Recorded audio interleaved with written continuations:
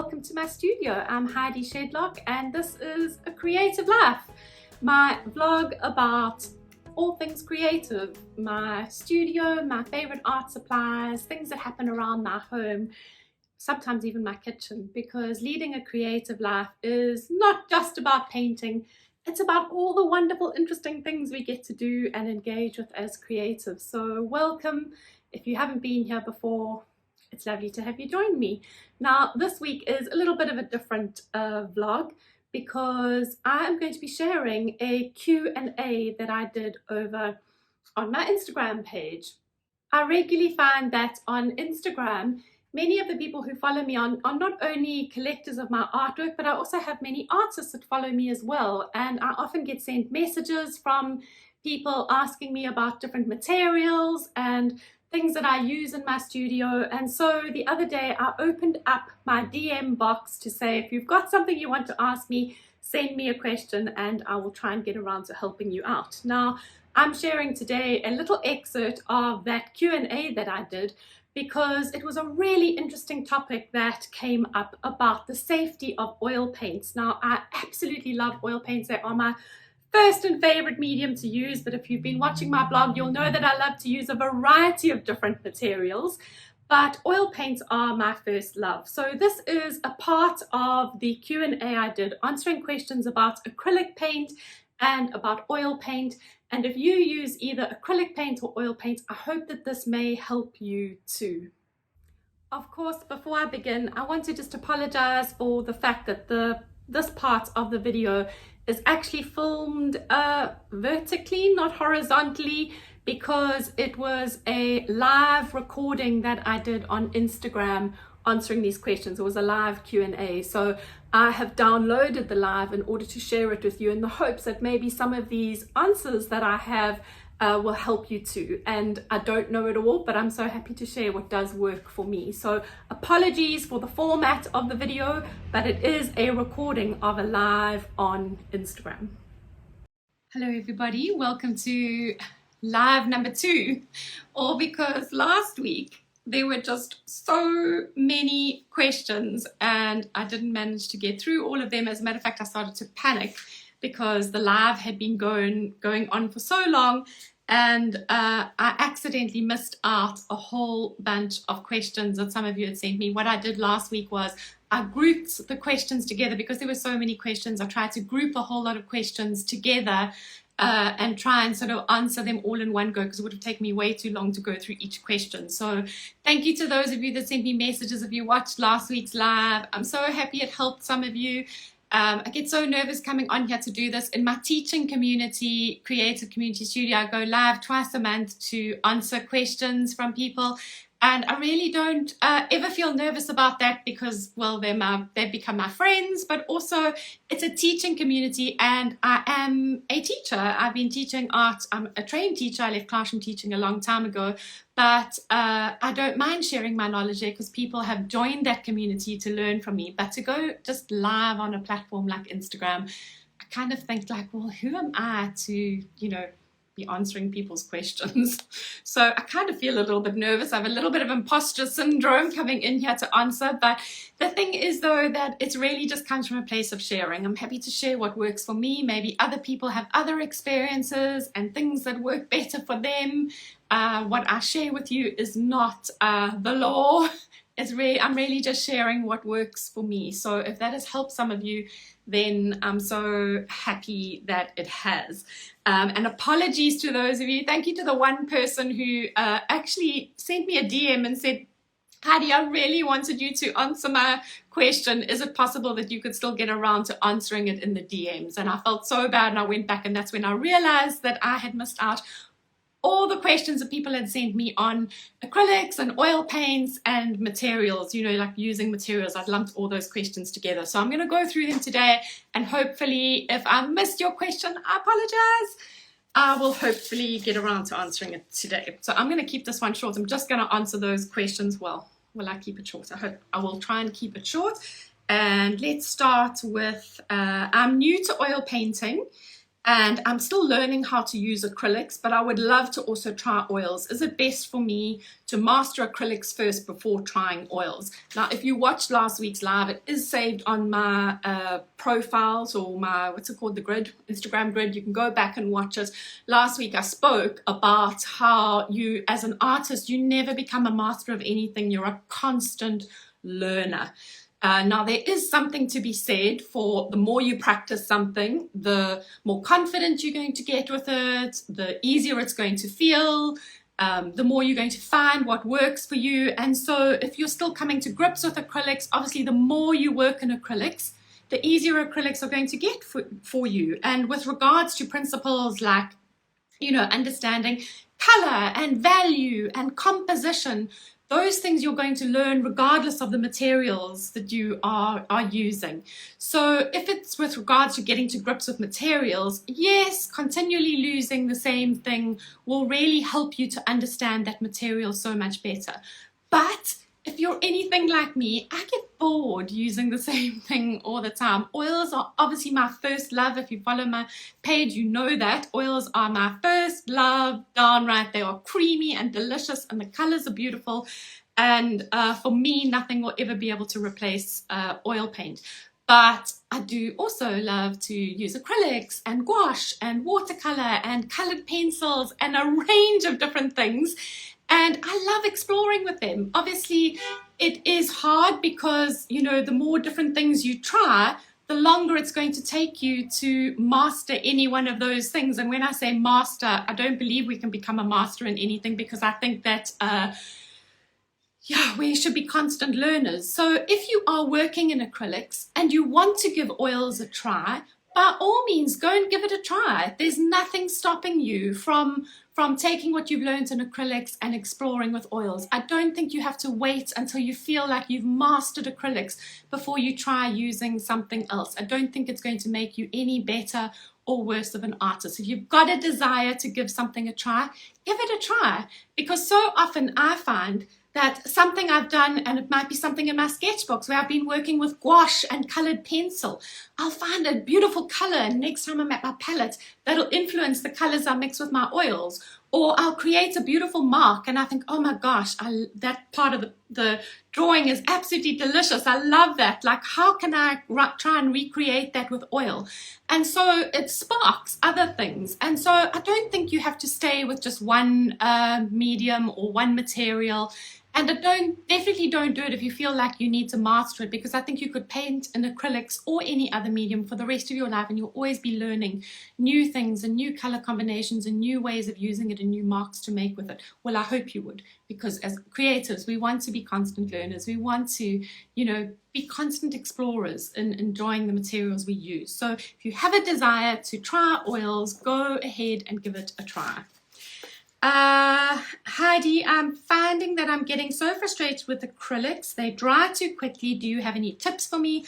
I also feel like I waste a lot of paint as it dries on my palette, and it makes me scared to squeeze out blobs of paint. So I'm working with tiny little blobs of paint. Okay, now depending on how you work, I could never work with tiny little blobs of paint. I think when you squeeze out little bits because you're scared of wasting, it restricts you immediately. So try and not be scared of squeezing out a generous amount of paint, because otherwise you're going to be skimping on the paint on your brush, which means you're going to be skimping in the paint on your painting, and the whole process is going to feel so much more frustrating for you. Rather try and squeeze out bigger blobs of paint, but if you're nervous of wasting the paint, try working maybe with a wet palette, for example.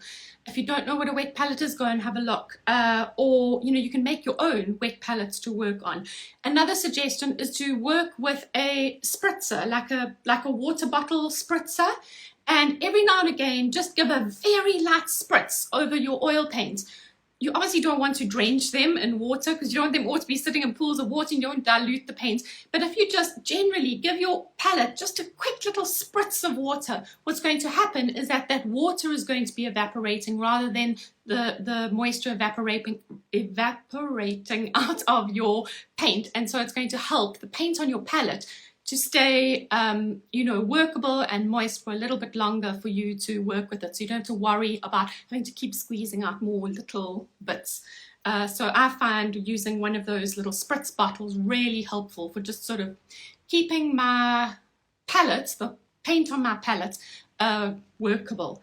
And the other thing with regards to it drying quite quickly, the other thing that you could do is that if you're getting frustrated with how quickly it dries on your surface, so for example, for me, I try to use the materials for the benefits of the properties that they have. So for example, I love the fact that acrylics dry quickly when I'm working an undercoat. So if I'm doing an undercoat of a painting, I will very quickly work in a little bit of acrylic just to kind of get something on the surface of my painting, get rid of that white surface, and it dries so quickly, which is beautiful because then I can start working. On the other hand, as soon as I start working the image, I love the fact that my oil paints take a long time to dry because I love to do most of my color mixing on the surface of the painting. So that's much harder to do with acrylics unless you're picking up different colors on your brush and, you know, putting them on. But I love the fact that even though I've, you know, been working on this side of a painting and then I go back to this side, that paint is still movable enough that if I pick up something and work into it.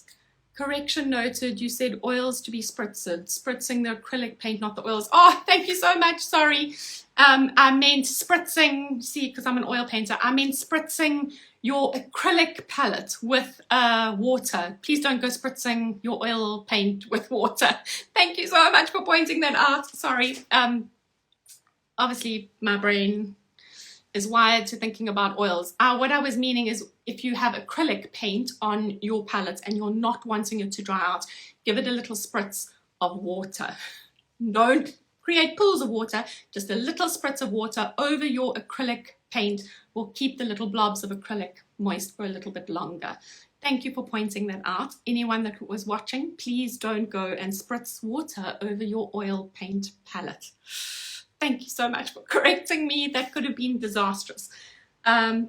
You see, that's why I hate these lives. Anyway, I knew what you were meaning. Thank goodness for that, because I would feel terrible if somebody went and spritzed water all over their blobs of oil paint. That would be disastrous. So a little spritz of the water. And then, as I said, I love the fact that the oil paint stays wet on my canvas because I can then mix colors, and when I put a mark, it kind of, the paint moves around for a lot longer on the surface of my canvas. So if it's not only your paint drying too quickly on your palette, but also getting frustrated with your paint drying too quickly on your surface, you can add something like an acrylic retarder to your acrylic paint. Acrylic retarder is like a medium that you can add to your acrylics. Don't add lots of it because you don't want to dilute your acrylic paint and make it very watery. Just a few drops of acrylic retarder mixed into your blobs of paint can slow down the drying process of your paint. If you're really finding it super frustrating, that can be an option. Okay, now, pardon me, that could not have been a nice sound, I apologize. My voice is very scratchy today, but if you know my journey last year, I'm very happy to have a voice. So now lots of questions about oil paint. I love oil paint so much, but I get so concerned when I hear people talking about the health hazards. Do we need to be concerned? Any tips for allergies? Should I swap over from my oils even though I don't seem to have a reaction to them? Lots of people seem to talk about the health hazards. I've swapped over to acrylics because I was worried about health, but they dry so quickly and I hate the fact that they look rather plasticky. I'm missing rather plasticky when they dry. I'm missing my oil so much.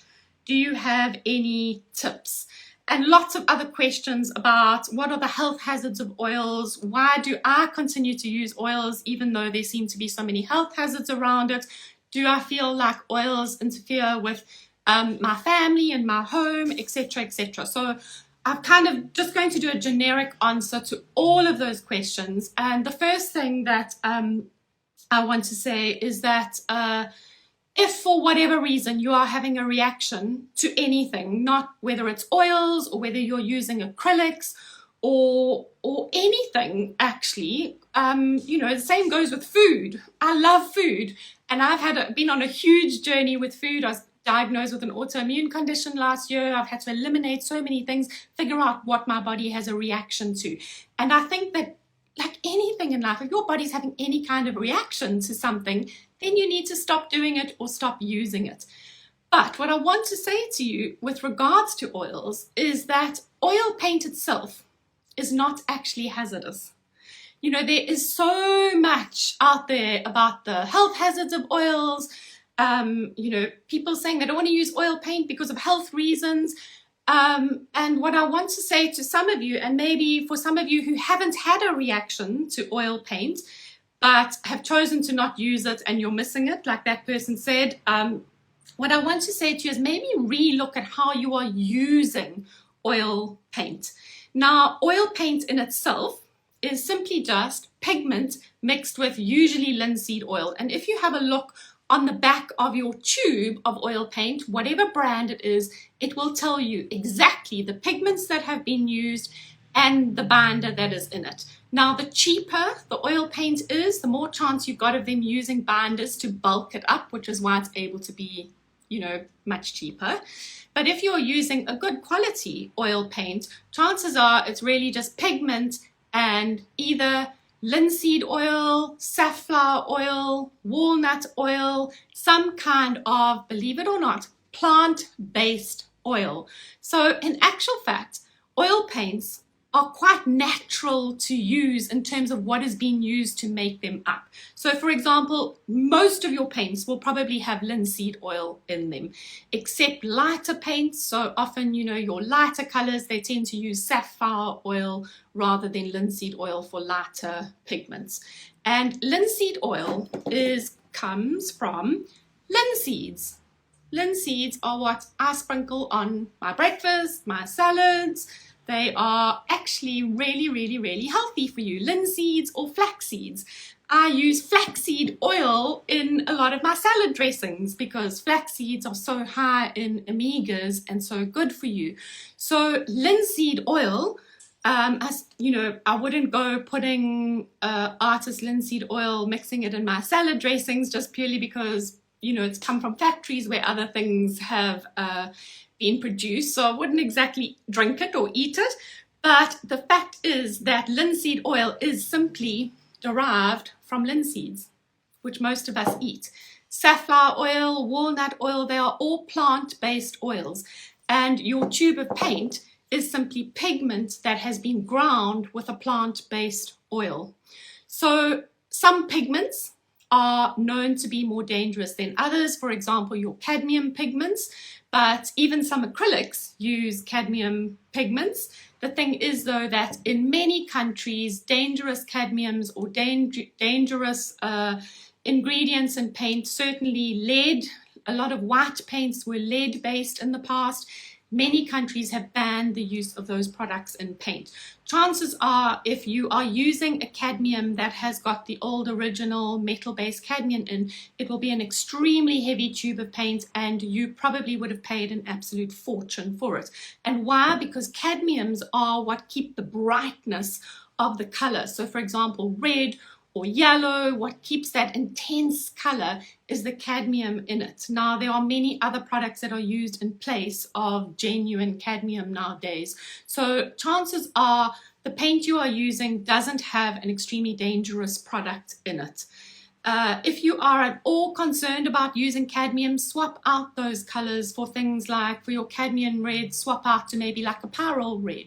Or your yellow, use like a bismuth yellow. So there are other color alternatives. There are so many colors nowadays on the market that you can swap out those cadmiums if you are nervous of them. But your oil paint per se is not dangerous for you. It is simply pigment mixed with vegetable or plant-based oil. The problem comes in with all of the mediums and especially the solvents, the things that we tend to clean our brushes with or even add to our paints sometimes. So if you are nervous of the health things of oil paint, rather than simply not using oil paint, rather look at the materials that you're using with your oil paint. And I think nowadays we've become so spoiled with the number of things that are on the market that we can add to our paints. Even acrylics, there are so many different products that you can add to your paint. And the problem with oils though is that acrylics, you can wash your brushes with soap and water. With oil, you need to try and get that oil off of your brush, and it is the solvents that are normally problematic. Now, first and foremost, if you are going to use a solvent, make sure that you use a genuine turpentine or a mineral turpentine, or a mineral spirit. Mineral turpentine, the stuff that you clean household paintbrushes with, please steer clear of that stuff. It's petroleum based. You do not want to be using mineral turpentine to wash your brushes. Rather use a genuine turpentine. It is more expensive, but it is the lesser of two evils. The other thing is, if you are going to choose to use a solvent, be cautious with it. Keep a lid on your jar of solvent all the time. There's no reason why your oil paint studio has to have an awful smell in it. People always say, oh, the smell of an oil paint. You either love it or you hate it. If I open my tube of paint and I smell it, it doesn't have an unpleasant smell at all. As a matter of fact, it's got a very oily smell, a bit like what my bottle of flaxseed oil smells like that I use to make my salad dressings. It doesn't have an unpleasant strong smell at all. That unpleasant strong smell is from the solvents that you are using. So if you are going to use a solvent, keep a lid on it. Just take the lid off if you are wanting to clean your brushes. There is no reason why you need to touch that solvent. And obviously you don't want to be inhaling it all the time. Keep a lid on it. That way you are not breathing it in. That is not filling in your studio. The other thing I want to say is that be careful of solvents that will tell you that it is odorless, because odorless sounds like, I've had people say to me, oh, it's fine because I don't put a lid on my jar because I use odorless solvent. Just because it's odorless doesn't mean it's not evaporating into the air. It just means you can't smell it, which for some people who maybe hate the smell of solvents, that solves that problem. But if you're talking from a health perspective, please don't think that an odorless solvent is any healthier for you. It's still evaporating out into the air if you are not keeping it in a sealed container, because you just can't smell it. And as a matter of fact, for me, that's more problematic, because I know if I've accidentally left the lid off of my jar, because I can start to smell that solvent, the lid will go on straight away. But if I was using an odorless one, I wouldn't be able to smell that that is off, and it is still evaporating into the air that you are breathing. The other option as well is that you don't have to use solvents at all. A very well-known Durban artist who was diagnosed with cancer a couple of years ago, she decided to go solvent-free in her studio. She still paints in oils today, and she is a big advocate for using oils in a healthy way. Even when she teaches art classes, you are not allowed to bring solvents into her studio. And she uses an ordinary vegetable oil like sunflower oil to clean her brushes. When she's finished with them, she wipes all the excess paint off of them and leaves them standing in oil to allow the pigments to filter off of her brushes. So there are ways of painting solvent-free in your studio. If any of you, on social media, watch sort of Michael Harding. I love the brand of paint Michael Harding.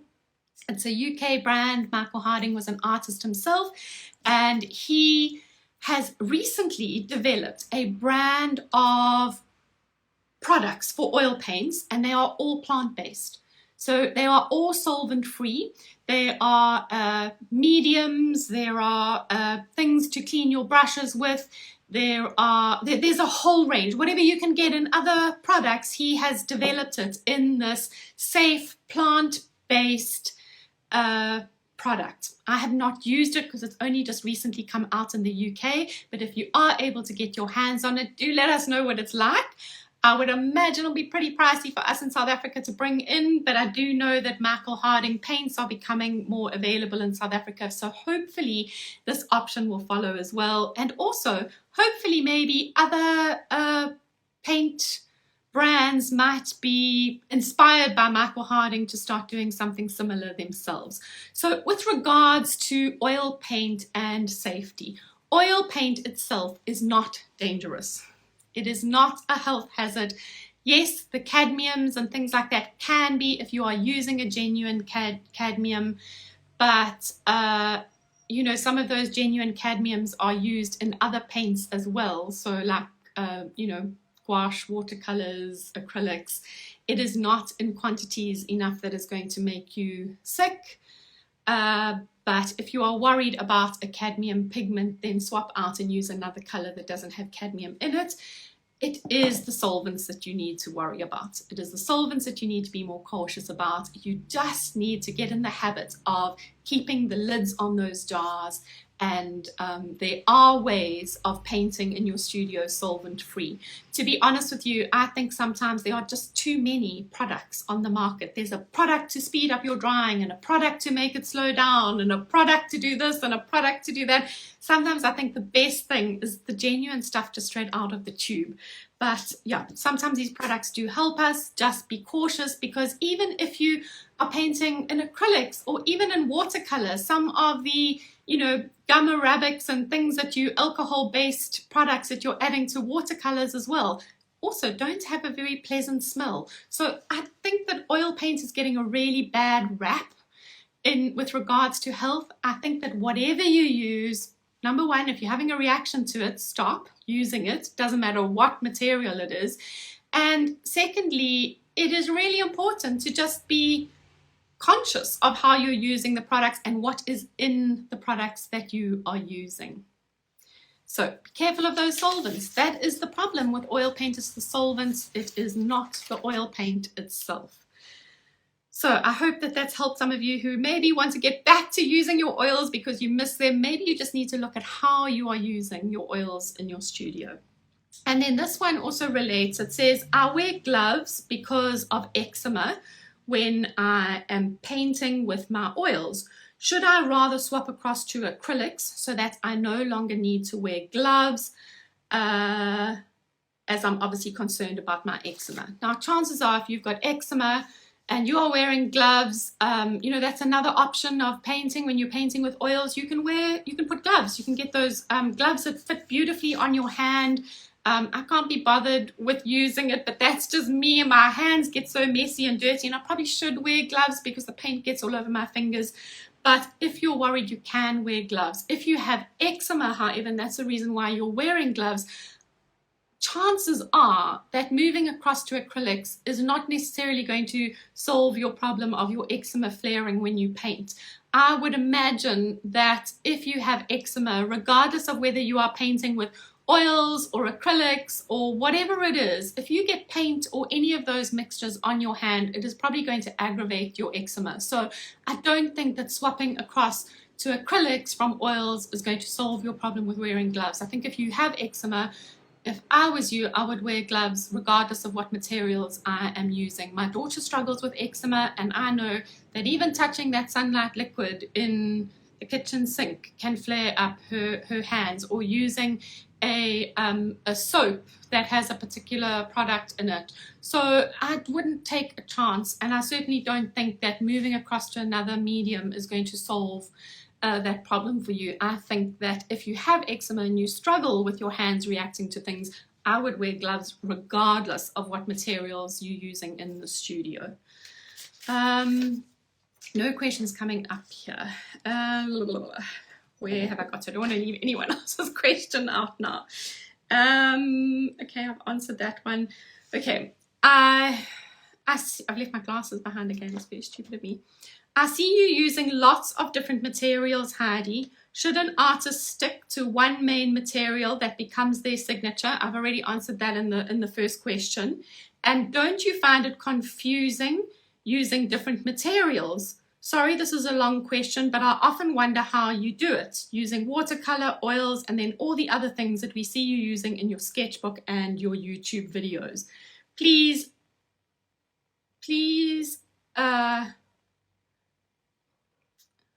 I can't read what I've written, but anyway, you get the gist of that question. Basically, I've answered that first part in the initial question that I answered. I don't think that you have to stick to any one thing. If you want to explore something, by all means do so.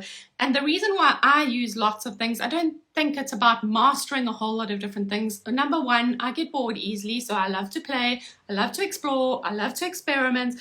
And with regards to how I know how to use all of those different materials, it just comes from experience. It just comes from using them. And that's not to say that I use them in the correct way. As a matter of fact, if you are a watercolor purist, I must make your head shake when you see anything in my sketchbooks with watercolor, because I don't use them in a traditional way at all. As a matter of fact, I love to mix my watercolors and my gouache. I use them depending on which pigment or which color I like best, but I interchange my gouache and acrylics, my gouache and my watercolors all the time in my sketchbooks. But the thing is as well is that I come from a teaching background, and I think as a teacher, sometimes this can be your biggest downfall as well, because I think if you haven't come from a teaching background, you are used to using the material that has been part of your journey. With me coming from a teaching background, I know how to use a lot of different products. I know how to use a lot of different techniques. And believe you me, that can sometimes mess with your brain, with your own creative process. Because let me tell you, I could paint something hyper realistic for you, and I could paint you an abstract. The teacher in me has had experience with so many different things from a classroom environment, because you need to be able to embrace what each student is doing. I need to be able to teach how to use a variety of different mediums. And so my knowledge base comes from my teaching experience. I know how to use a variety of materials. I know how to use a variety of different techniques, because I have, in a teaching environment, been exposed to helping others to learn to explore those things too. So I think my experience as an artist is perhaps a little bit different, because I come from a teaching background. I have that experience with so many different materials, and so I feel confident exploring with a whole lot of them. In my sketchbooks, I'll use whatever's going, a pencil, charcoal, chalk pastel, oil pastel. And so if you've been watching my YouTube videos and you're feeling a little bit confused and you're thinking, oh my gosh, 1 minute she's using acrylic and the next minute she's got chalk pastels out or whatever, it really just comes from a place of play for me, because I've had experience with so many different materials when I am playing in my sketchbooks, which is kind of my creative dump place. It's my place to explore and experiment. In those spaces, it keeps me interested to use different materials. And don't be scared of trying that yourself too. You don't have to come from a teaching background and know how to use all of those materials to experiment with different things. And as I said to you earlier on, very often what happens on my paintings is something that's kind of generated in my playtime in my sketchbooks. I will often make a color or something, or see something and I think, oh my gosh, I want to translate that onto my painting. Or if I'm feeling stuck with a painting, I'll go browsing through my sketchbooks and suddenly I'll see something and I think, oh my gosh, let me give that a try. So for me, that play, that sense of play, gives me creative freedom as an artist. It helps me to problem solve, and it just keeps me interested in my whole creative process, because I love to explore and experiment in my sketchbooks. So your question was, how do I use all of those materials? And I don't think that as artists you need to go out and buy every material out there. As I said to you, many of them I have because I come from a teaching background. So I've always had those materials to use in teaching experiences. You know, building up art materials can also be quite expensive. So you also don't want to be a magpie and be grabbing onto each new thing that comes out. But if it's something that interests you and you want to give it a try, by all means go ahead and give it a try. And this wasn't a question that was sent to me 2 weeks ago. In response to the reel I shared yesterday with the jelly gouache, my DMs were then flooded with questions from people. You can go and have a look at that reel. I just shared my beautiful colored jelly gouache. I was playing in my sketchbook and my DMs got flooded with questions about the jelly gouache. I thought I'm going to answer them here today because I was coming on live anyway.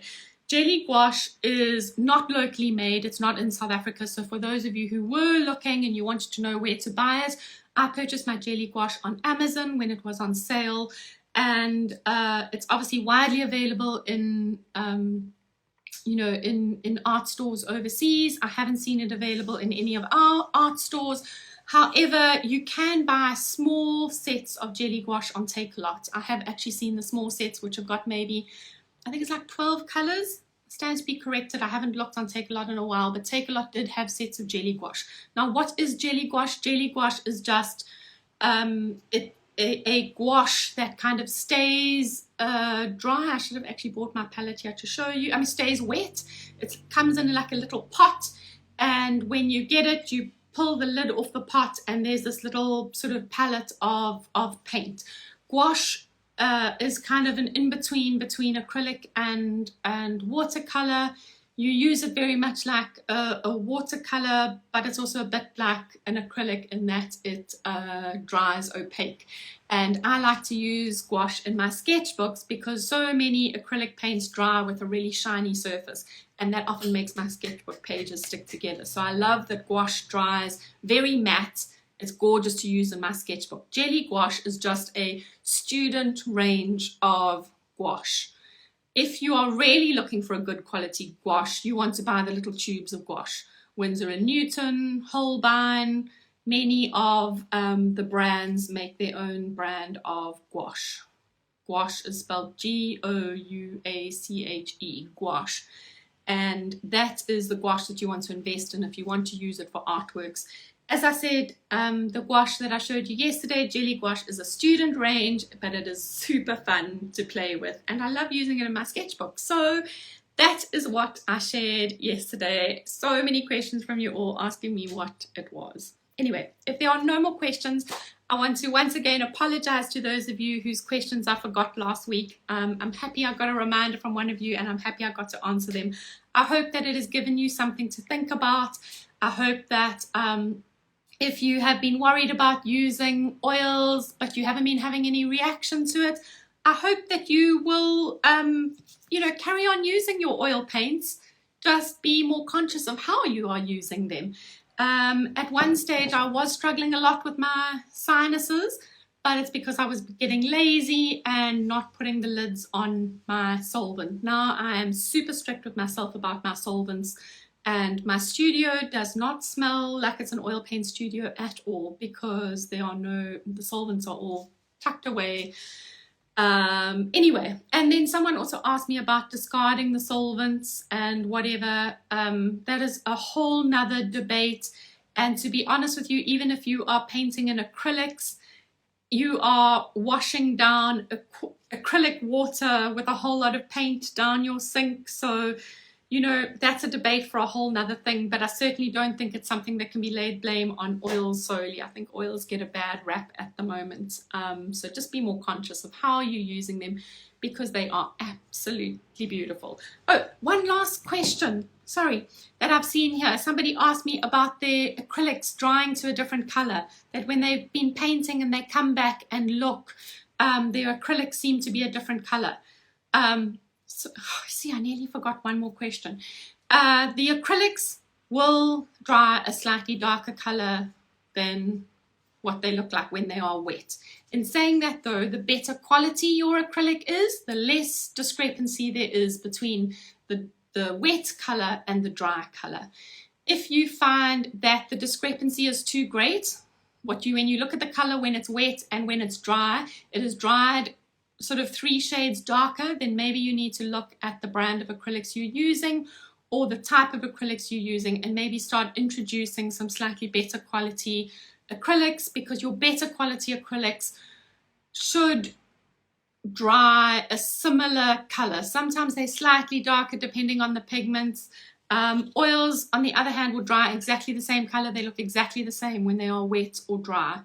So if you are really struggling with the fact that when you're painting with your acrylics and your painting dries and it's, you know, a different color, maybe just re-look at the acrylics that you are using, because there are good quality acrylics out there where when they dry they are not, you know, the discrepancy is so slight that it's not as visible to the eye. So I hope I haven't left anyone else's question out. On that note, I'm going to say thank you so much, and I am happy that some of you have found this helpful, and if you didn't, you can scroll on. Anyway, thanks so much, and I will chat to you all soon. Thank you for joining me. I hope that something I shared today about the materials will speak to you as well, or hopefully help you in some way. And if you are interested in the conversation about, you know, working in a studio that is more solvent free, it is a topic that I plan to explore. I've been reading a fabulous book that I'm going to share with you, and I am going to share with you some of my thoughts on how I have tried to start being more conscious of the materials or the solvents that I'm using when I am oil painting. So it is a conversation that I'd like to continue here on YouTube, because I think that it's a really important conversation for us artists to have together. If you are solvent free in your studio, please leave a comment below. I'd love to know how it's working for you and what you are doing. And if you would like to see the rest of the questions that were asked of me in the Q&A, you can of course find me at HeidiShedlock_art on Instagram, and part 1 of this Q&A is shared there, and there are so many interesting topics that people brought up about, so many interesting and helpful things, and it was just as helpful for me to sit and think of the answers and you know what I wanted to share. You can find the rest of the Q&A on my Instagram profile, HeidiShedlock_art. Thanks for joining me, and if you've got something you'd love to know or something you'd like to ask me, please leave a comment or give me a thumbs up, or if you'd like to join me again, hit that subscribe button. It would be wonderful to stay in touch.